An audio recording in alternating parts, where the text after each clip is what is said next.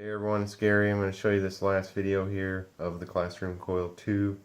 This one is a comparison of the coil on the ground versus being up on the table, the output difference, and also another comparison of just the toroid that I send compared to the toroid and a metal disc underneath it.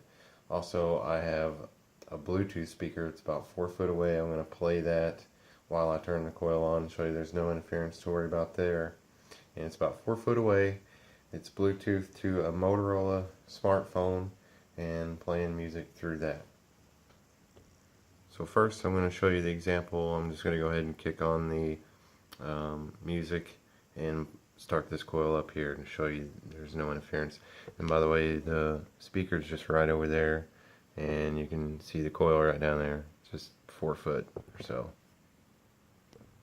I'm covering this because I've had questions whether it will cause interference, so maybe this will help answer those questions and maybe even help answer some questions about failure or not really seeing the exact output that you expected. So here you go. Alright, I got the music playing, it's right over there, and here's the coil. This is from the floor, obviously.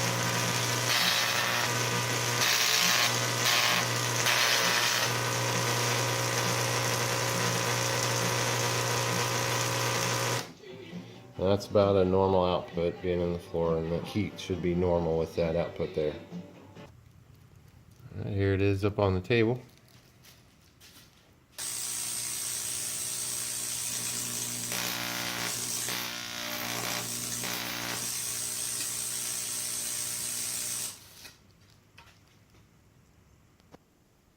Here's a little sample of a metal disc underneath the toroid.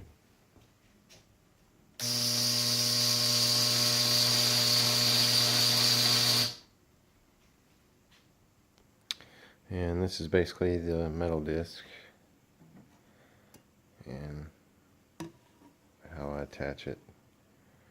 Just a piece of foil tape at the bottom.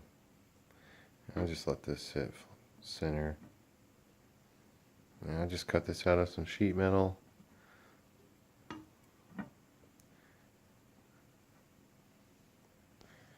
And I just set the toroid on like this. Just set it on there and center. And that's it.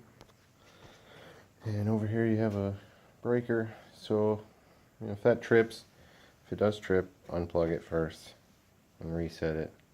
And make sure your power is disconnected when you hook it back up.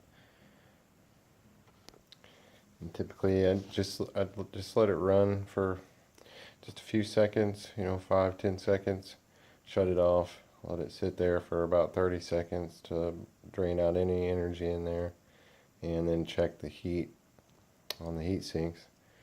And if everything's good, then it should be alright. If you notice it's running a little hot, you might have to add a fan. Or you could always change the heat sink if you want to run it longer. I'd just make them to run for basically a few minutes. I mean, you're really only allowed a few minutes at a time anyhow. But a heat sink like this would be a lot better. They're expensive to get. One like this, and you can get some that are about this length, a lot cheaper and thinner for maybe $10 or so. This one here is a lot thicker. It's a really good one. And you wouldn't have to worry about no heat at all with this. Probably not even a fan if you're running a little high frequency than what it's designed to run.